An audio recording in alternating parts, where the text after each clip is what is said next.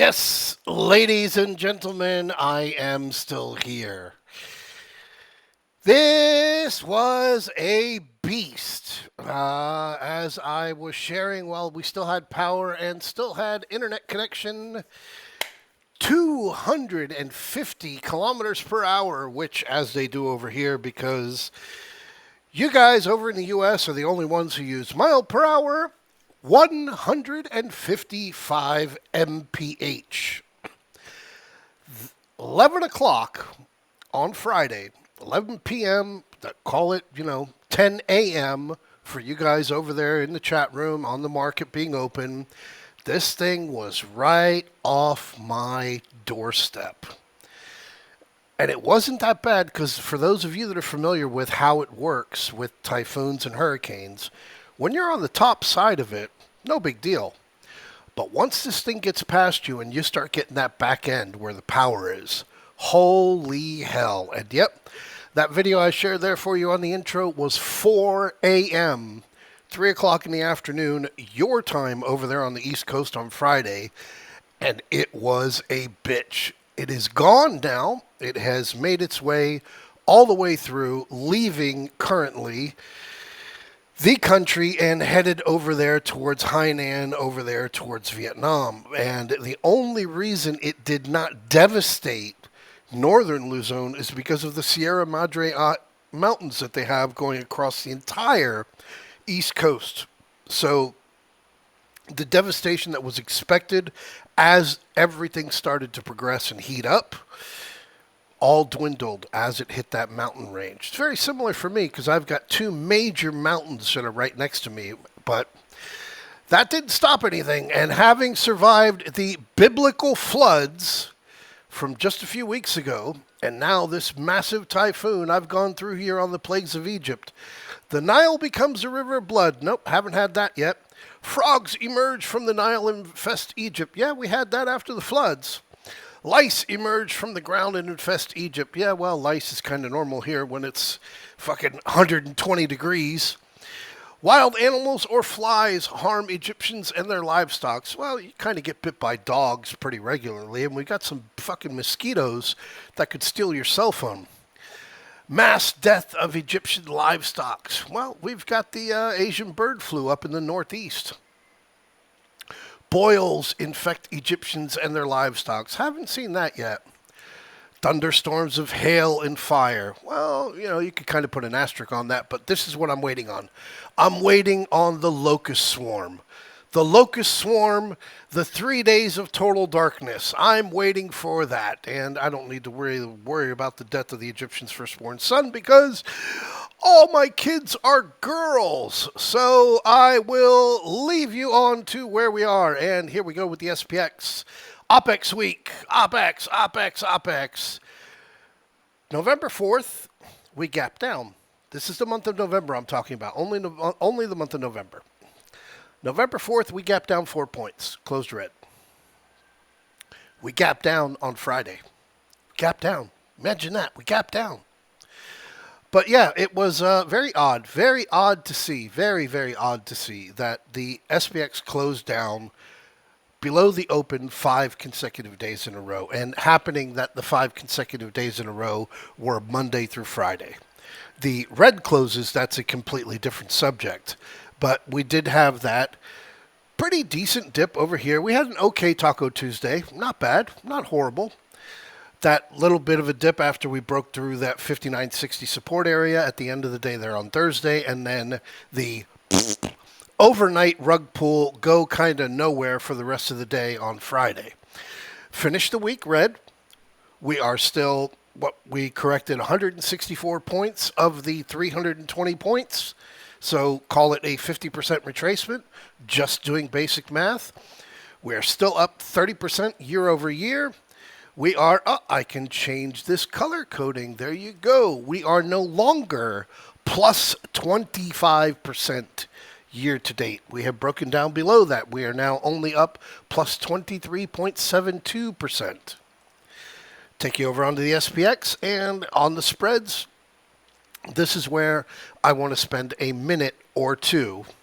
Okay, I want to spend a minute or two here because I kind of got a little bit frustrated with some of the new members who are, I guess, struggling on mathematics or just struggling on basic interpretations of how these things all work out.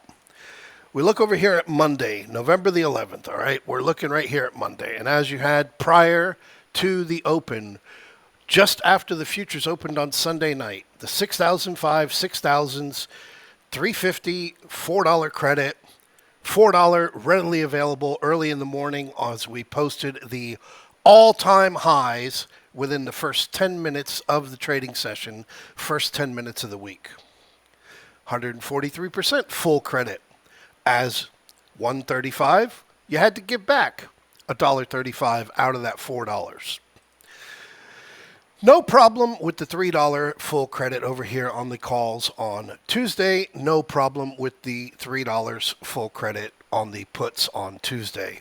Same thing on Wednesday. On Thursday, because this trade had been posted earlier in the week, because of Monday being Veterans Day, having that little bit of a doubt, the 6005, 6000 calls, better than $3, November 14th, expiration, full credit. Tried to play the dip. Tried to say that, yeah, they're not going to break that. They're going to go back there and fill this gap because we, like I said, over here, we gapped up. Things looked good there on Thursday going into it after having survived CPI and now going in with PPI. Things looked good. They looked pretty good. That didn't work.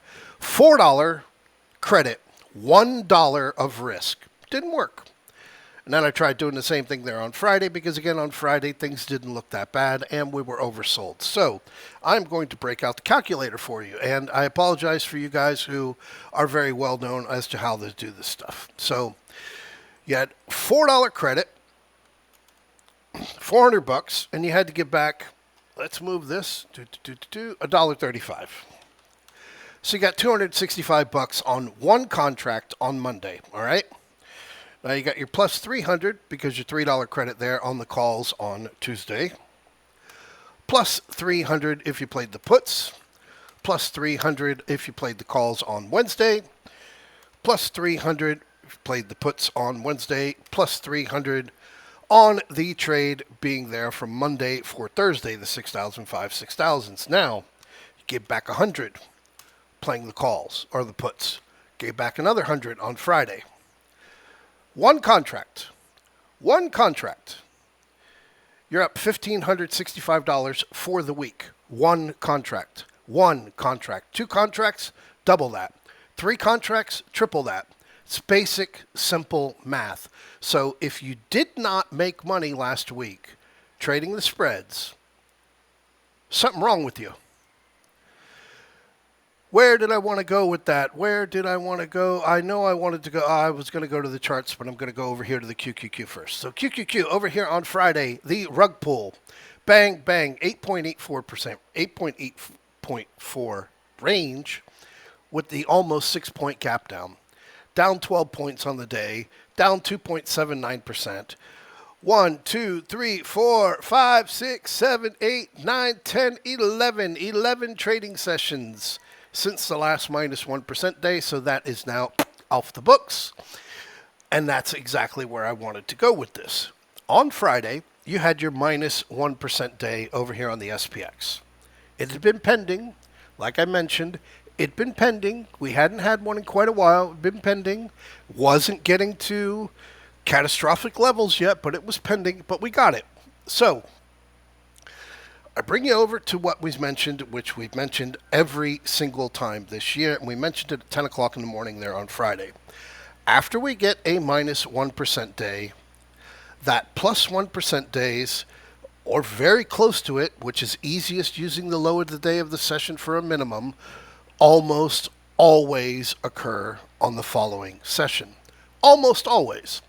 So again, doing it from a simplistic point of view, boom, boom, boom. The low of the day there on Friday was 5853.01 times 1.01. You're looking at 5911. 5929 would be where your plus 1% range is. So on Monday, a blind mice 59.11, 59.29 are upside targets.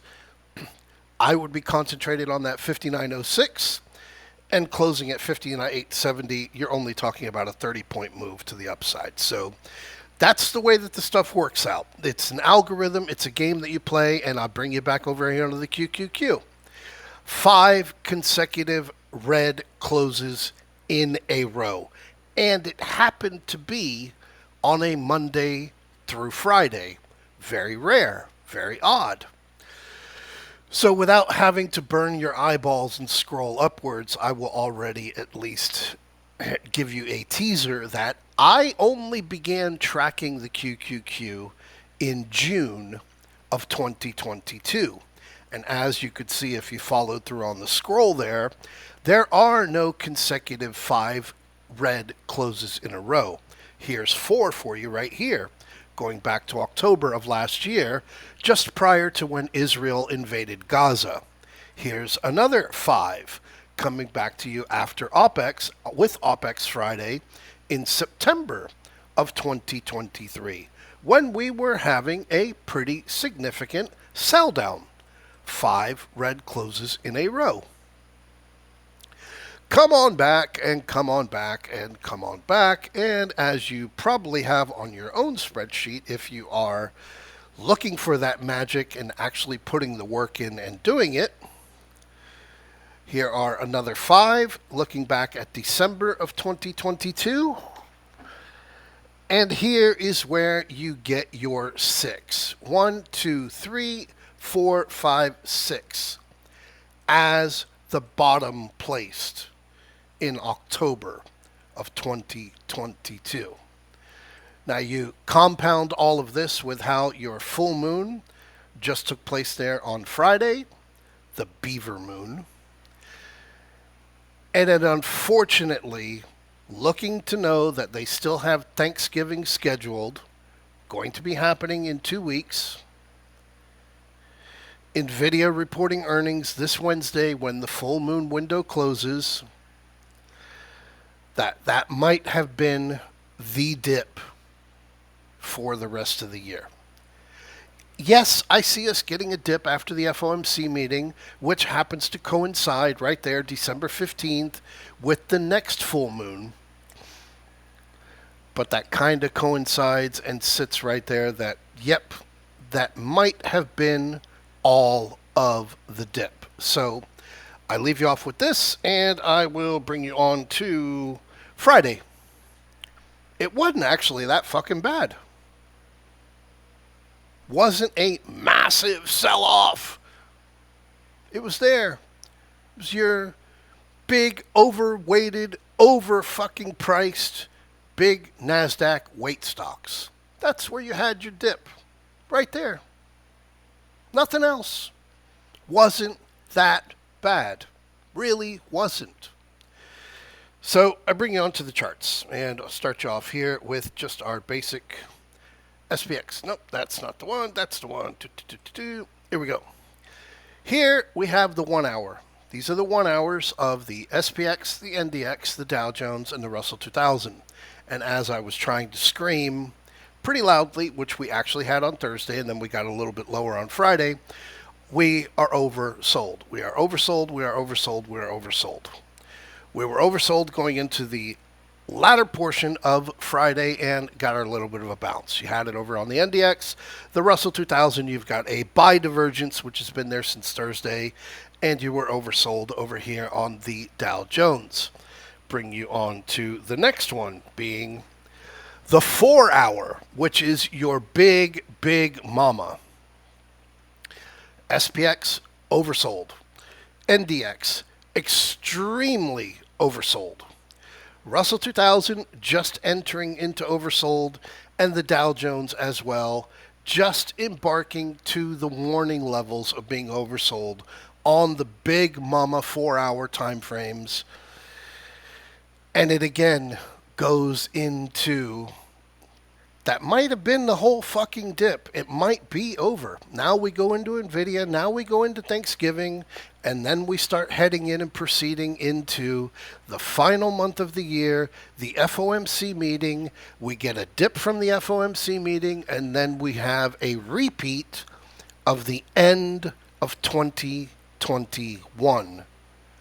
And we get to start off 2022 fresh, 2025 fresh, just like we did in 2022, because once again, having avoided for the first time in my plus 5 decades of being alive, of not having had a election cycle dip, having had for the first time in a better part of 30 years, not having had a 10% correction, having gotten as justified up plus 40%, plus 60% from October of last year.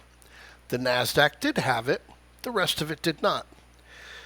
There is absolutely no reason why they should sell off into the end of the year without some biblical event. Because why would you pay taxes in 2025 when you can pay taxes in 2026? So the SPX, looking here just at the 5-day chart, all-time highs placed within the first 10 minutes of the week. Ba-ba-bang, ba-ba-bang, ba-ba-bang, doing nothing. And then Thursday, having breaking this 59.60 support level. And then the kaboom, right there into the close there on Friday. The gap down over here on Friday night, over here into the open on Friday morning, having already been oversold, and then just walloping down into 2 o'clock, into the 2:30 algorithm for the bounce to the upside, and closing there right around 58.70. We came down to the 20-day moving average, came down right to, and that's not it. I have it on another chart, but I'm going to zoom out for you here a little bit onto your 15-day 30. We did come down into the Trump gap. We came down into it fractionally, and we stayed above that 58.45, stayed above it. 58.65, 58.45, you guys remember that from before. And here we are oversold. Again, going into a broader view, looking at this from the structure of what it is, pretty decent ABC. Pretty decent ABC, bang, bang, bang, finished off. 23.6 retracement coming back here down to the September lows, not touching anything that's of any kind of warning signal other than just tagging, barely tagging right there, that 58.63. Barely coming down and tagging that 58.63, which would have been the major warning level for the bulls. 20-day moving average right there. So, unfortunately, we're oversold. Unfortunately, NVIDIA is going to be reporting earnings this week. Unfortunately, Thanksgiving is coming a week from now, and there's not going to be anybody trading because it's going to be the holidays. And that's it. It's just that simple. That's it. Come on to your VIX. Again, same thing here on your VIX. Looking at it from just what it was all overnight on Friday, all overnight. Just fading.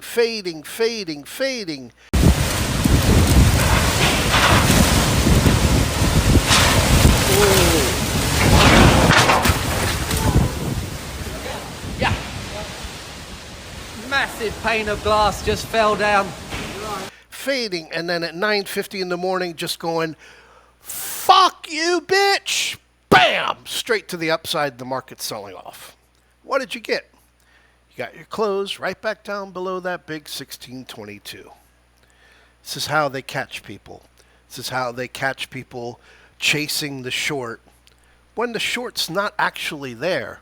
It's just an algorithm, and it's OPEX week, and OPEX week has every month of the year, 12 times each year, is designed to obliterate retail traders who don't have their shit together.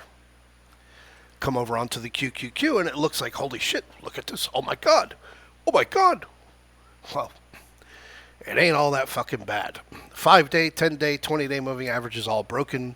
avoiding the 50-day, which the 50-day would obviously be a massive, huge support level. Did get into the Trump gap quite considerably, like I mentioned before, discussing about Trump. The NASDAQ and these mega sevens are not going to be favorites of the Trump trade. They're not going to be winners. The winners are going to be over there on the Russell 2000. They're going to be the manufacturing companies. They are not going to be these fake AI fucking social media websites. So you're into the Trump gap, but again, you're oversold. Look at it from an even cleaner point of view. And we're in this channel, nice little channel, and then overnight on Thursday into Friday morning, we broke out of the channel, and it was just a bang, bang, bang, bang. Where did we come to? Right down to that 496, right down to roughly between the 261.8 and the 300 extension of what should be an ABC. And that's it. That's it. Come on to your IWM. IWM, again, same thing with the structure. A, B, C. Bang, bang, bang. 2 times A into the Trump gap.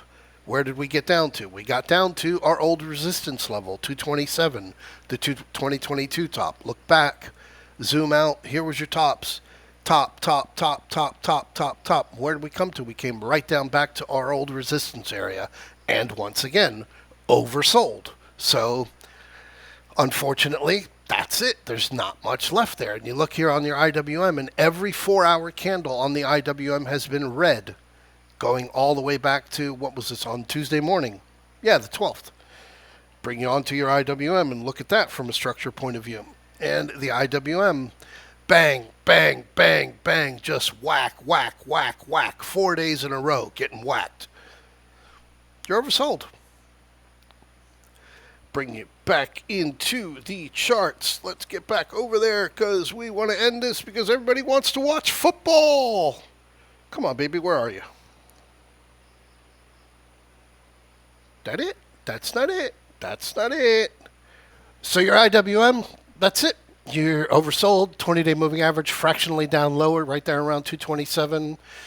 OPEX, or sorry, the full moon window being closed as we get into Wednesday, Thursday of next week, or I'm sorry, of this week. And Wednesday we have NVDA reporting earnings. So looking over here at the Dow, A, B, C, 100, perfect, staying above the Trump gap. Unfortunately, not as oversold as the SPX and the NDX, but oversold. So again, I don't see too much that you could go jumping on. Now here is your survival warning. Your dollar's breaking out, people. You're not getting the result on the stock market of your dollar. The DXY breaking up above this 107. This is the survival of the United States view. This is not looking good. There's actually a pretty cool clip about this, which J.D. Vance and Tucker Carlson were discussing, that I'll share tomorrow about it. This is not good, but this can hold off until we get into the beginning of the year. It can hold off. Same thing over on your TLT with the yields rising. This is not good, but it can ward off. It's only got to ward off 2 major holiday weeks, Christmas and Thanksgiving, and 4 weeks in between that, one of them being the FOMC meeting, this week being NVIDIA's earnings, and us being extremely oversold. So it can ward off until the beginning of the year. And again, leave you off here with the Russell 2000, which I will swap over to NVIDIA in a minute. But yeah, on the Russell 2000, again, having gone into that Trump gap just fractionally breaking down below 2,300 there on Friday, fractionally touching the 38.2 retracement to the September lows, you're oversold. So it is what it is. So I leave you here with NVIDIA. And NVIDIA has been the single worst company we've ever dealt with. So NVIDIA, fuck you.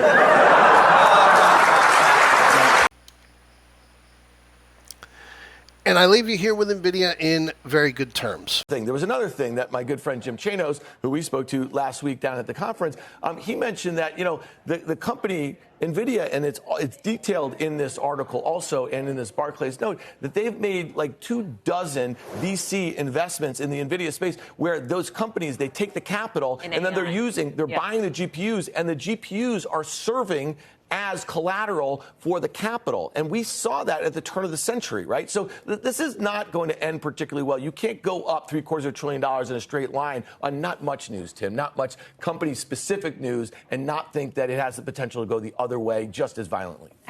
Because NVIDIA, love it or hate it, it's still NVIDIA.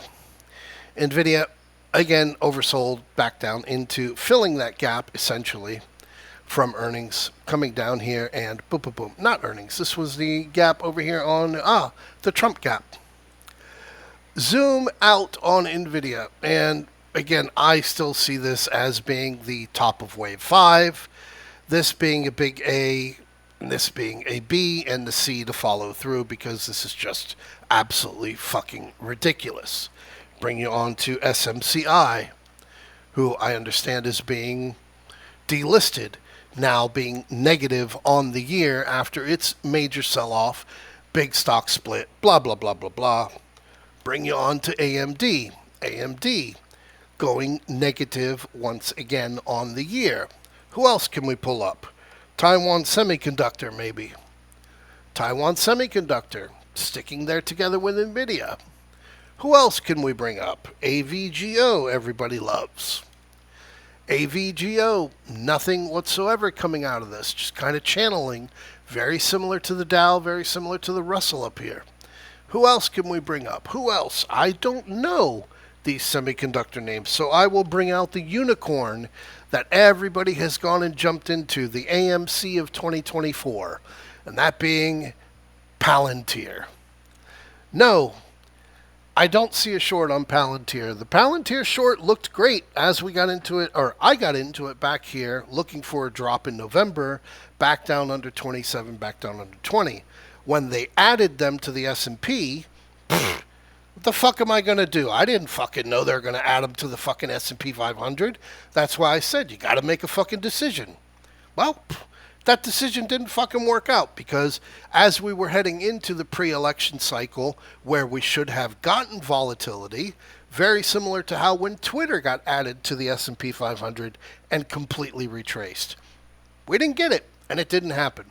Palantir up here at 66. Fuck it, why not have 100? But then I will leave you. I said I would leave you already, and it's kind of like I love you too much, I can't leave you. Is Netflix. This is just fucking ridiculous. Netflix. It's the same, it's actually the same chart as Meta. It's the exact same fucking chart.